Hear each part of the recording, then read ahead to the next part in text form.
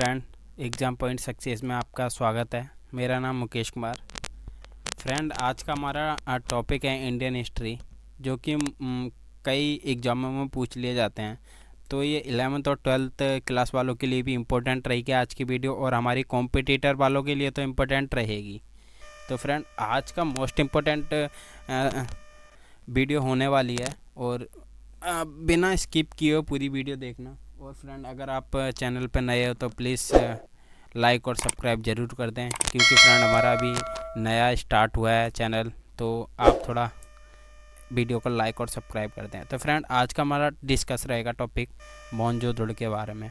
तो मोहनजोदड़ो फ्रेंड होती क्या है, मैं बताता हूँ आपका। एक शहरी सभ्यता थी ये तो कई बार क्वेश्चन सीधी एसएससी सीएसएसएल एसएससी वालों ने पूछ भी रखा है कि सीधा सीधा कि मोहनजोदड़ो कैसी सभ्यता है। तो शहरी सभ्यता है, आपको इतना याद रखना है फ्रेंड। तो आइए इसके पॉइंटों के बारे में डिस्कस करेंगे हम। पॉइंट क्या है फ्रेंड, थोड़ा सा बड़ा कर देता हूँ आपके लिए। तो फ्रेंड, इसके पॉइंट हैं, शायद हड़प्पा सभ्यता का सबसे अनोखा पहलू विकसित केंद्र थे। तो हड़प्पा भी एक शहरी सभ्यता थी। तो आइए ऐसे ही एक केंद्र मोहनजोदड़ो को और बारीकी से अध्ययन करते हैं। तो फ्रेंड, ये पूरे जो कंटेंट लिए गए हैं ना फ्रेंड, हमारे सारे एनसीईआरटी बुक से लिए गए हैं। तो इसमें एक क्वेश्चन आने की पॉसिबिलिटी तो रहेगी फ्रेंड। तो इतना है कि हड़प्पा जो सभ्यता थी वो भी शहरी सभ्यता थी, उसका एक केंद्र था। मोहनजोदड़ो भी उसी पे आधारित है। तो फ्रेंड, दूसरा क्या कहता है, यदि मोहनजोदड़ो सबसे मशहूर पुरास्थल है, परंतु हड़प्पा जो स्थल की खोज सबसे पहले हुई थी, मोहनजोदड़ो की बस्ती को दो हिस्सों में बांटा गया था। अब दो हिस्से कौन कौन से हैं? दो हिस्से बताए गए, एक छोटा एक बड़ा। ये दो हिस्से थे। जो छोटा भाग था उसका निर्माण ऊंचाई पर किया गया था, और जो दूसरा था फ्रेंड, दूसरे का निर्माण भाग पहले से कई अधिक था। तो दूसरा जो भाग था मोहनजोदड़ो का काफ़ी उससे पहले वाले से काफ़ी अधिक था। तो परंतु इसकी जो बस्ती के निचले स्तर भाग में बनाया गया था, ये भी है। जो निचला उसका मोहनजोदड़ो का जो नगर था निचले स्तर पे बनाया गया था, और पुरातात्विक विज्ञानियों ने क्रमशः ऊपरी छोटे मार्ग और दुर्ग फ्रेंड दुर्ग और निचले बड़े भाग को नगर का नाम दिया गया है। जो दुर्ग थे और उसमें जो छोटा निचला जो बड़े भाग थे उसको हम इन्होंने नगर का नाम दे दिया गया था। तो दुर्ग के ऊंचे होने की वजह थी। तो फ्रेंड, मैं आपको बताता हूँ कि दुर्ग होते क्या हैं।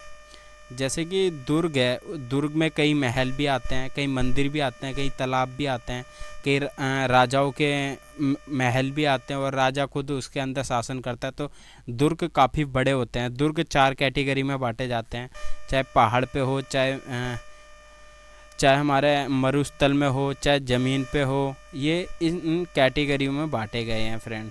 तो दुर्ग पे इतना ध्यान ना दें, लेकिन इनकी जो सभ्यता है उन पे ज़्यादा बारीकी से ध्यान रखें आप।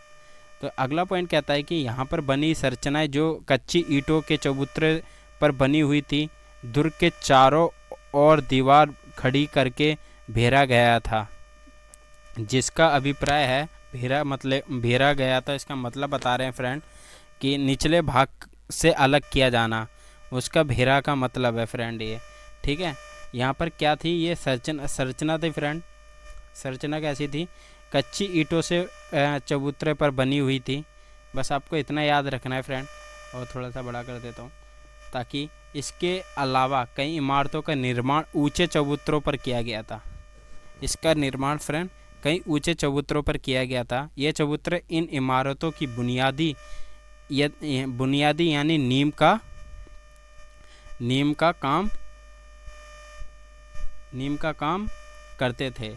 तो फ्रेंड, अनुमान लगाया गया है कि अगर एक श्रमिक मतलब एक जो मजदूर है प्रतिदिन 1 घनीय मीटर मिट्टी उठाता था, तो मतलब मजदूरों पे भी काफ़ी इफेक्ट पड़ता था। जो मोहनजोदड़ो की जो नगरीय सभ्यता थी उसमें मजदूरों की भी भूमिका अहम रही है, और इसकी तो रही है फ्रेंड। तो इनके नालों के निर्माण के बारे में देखते हैं कि इनके नालों का निर्माण कैसे हुआ था। जो हड़प्पा नगरों की सभ्यता अनोखी विशेषताओं में से एक थी। तो फ्रेंड, सावधानी पूर्वक योजनाबंद थी, पूरी की पूरी योजनाबंद थी, पॉलिसी तैयार थी हड़प्पा सभ्यता की। अगर देखी जाए तो तरीके से बनाई गई थी। जल निकास की प्रणाली भी थी, और आपको बता दूं, एक क्वेश्चन तो यूपीएससी ने ऐसे पूछा था कि अगर कॉम्पिटिटर वालों की बात करी जाए तो हड़प्पा सभ्यता ही जो नगरीय सभ्यता थी, शहरी सभ्यता थी, उसमें हमारी ईंटों का साइज़ क्या था। सीधा क्वेश्चन ये पूछ लिया था। तो फ्रेंड मैं आपको बताता हूँ कि ईंटों का साइज़ क्या था। ईंटों का साइज़ था फ्रेंड, ईंटों का साइज़ था इसका, जो हड़प्पा सभ्यता थी इसकी थी 2:4:2:1। ये ईंटों की साइज़ की रेशियो थी। सीधा एक क्वेश्चन काफ़ी बार पूछा गया है यूपीएससी द्वारा, तो आपको बता देता हूँ, मोस्ट इम्पोर्टेंट है। तो फ्रेंड अगर आपको फ्रेंड हमारी वीडियो अच्छी लग रही है ना, तो फ्रेंड थोड़ा सा भी तो लाइक और सब्सक्राइब ज़रूर करें, ताकि हमें भी मोटिवेशनल मिले और आपके लिए वीडियो लाने का मौका मिलता रहे फ्रेंड।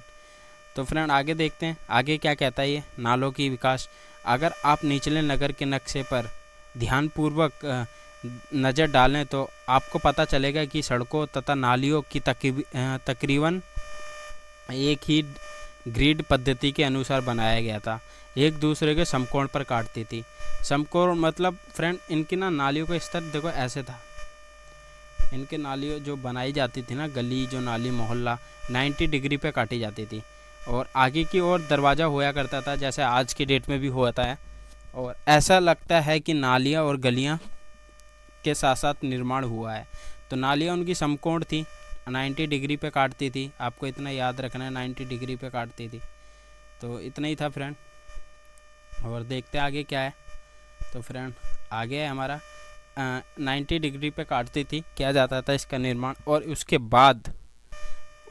बाद उनके अगल बगल में निवास स्थलों को बनाया गया था। अगर घरों के मेले जल की गलियों की नालियों से मिलाना था तो हर मकान की कम से कम एक दीवार गली से सटा होना ज़रूरी था। या मतलब कि अगर आपका जो कोने पे है, गली के कोने पे मकान है, तो उसका तो 90 डिग्री का पूरा होगा। तो उसी के बारे में बताया गया है। आप अगर इस पीडीएफ को आप लेना चाहते हैं तो आपको डिस्क्रिप्शन बॉक्स में इसका लिंक दे दूंगा, आप वहां से डाउनलोड कर सकते हैं। अब तीसरा पॉइंट फ्रेंड हमारा आता है। तीसरा फ्रेंड क्या कहता है हमारा टॉप में, ये गृह स्थल जो गृह स्थापत्य था उसके बारे में है। अभी तक हमने दो चीज़ देखी हैं, मोहनजोदड़ो और दूसरा देख रहे हैं नालो। ये थोड़ा इम्पोर्टेंट था। और अब हम देखते हैं गृह स्थापत्य। तो गृह स्थापत्य क्या है फ्रेंड?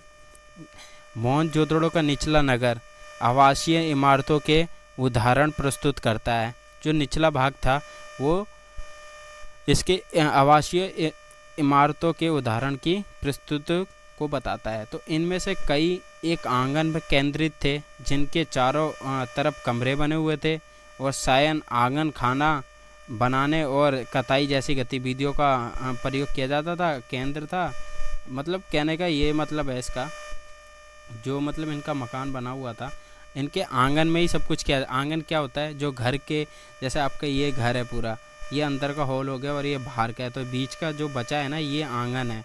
और कभी कभार तो ये बाहर का भी हो जाता है आंगन, तो इसी को आंगन कहते थे। और इनमें काम किया जाता था, जो भी खाना पकाना है और भी कई गतिविधियाँ होती थी तो उनका काम किया जाता था। तो इसका ये मतलब है गृह स्थापत्य का। तो आइए आगे देखते हैं आगे क्या है। विशेष रूप से गर्म और सूखे मौसम में यहाँ एक दूसरा दिलचस्प पहलू ये था कि हड़प्पा जो फ्रेंड हड़प्पा निवासी अपनी एकांतता को बहुत थे, मतलब एक से अधिक ज़्यादा थे, और भूमि की सतह पर बनी हुई दीवारों में खिड़कियाँ मौजूद नहीं थी। मतलब दीवार में जो खिड़कियाँ लगाते थे उसमें नहीं लगाते थे।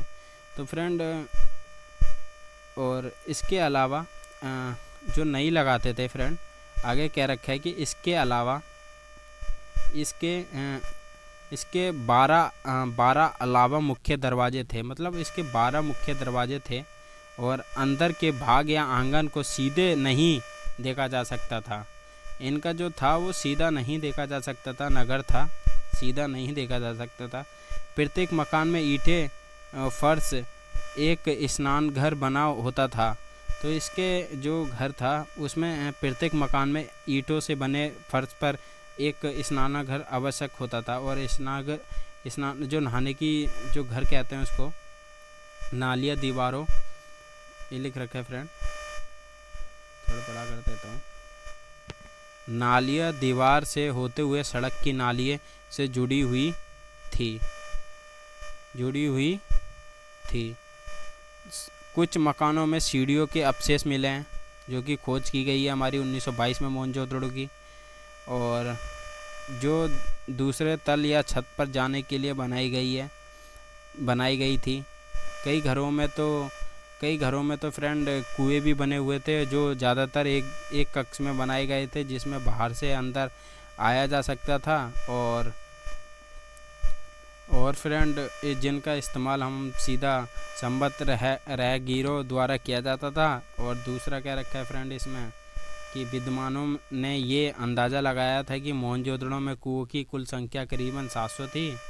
तो ऐसा था हमारा मोहनजोदड़ो का जो भी पार्ट है। अगर आपको इसका लिंक चाहिए तो मैं डिस्क्रिप्शन बॉक्स में आपको दे दूँगा, उसके लिए डोंट वरी फ्रेंड। आज का टॉपिक हमारा इतना ही था फ्रेंड। अगर आपको हमारी वीडियो अच्छी लगी हो तो प्लीज़ लाइक और सब्सक्राइब ज़रूर कर दें। अभी हमारा नया चैनल है तो आपसे रिक्वेस्ट करना पड़ेगा हमें, और आपके लिए वीडियो लेके आते रहेंगे, उसके लिए डोंट वरी। तो मिलते हैं फ्रेंड नेक्स्ट वीडियो में। Bye bye.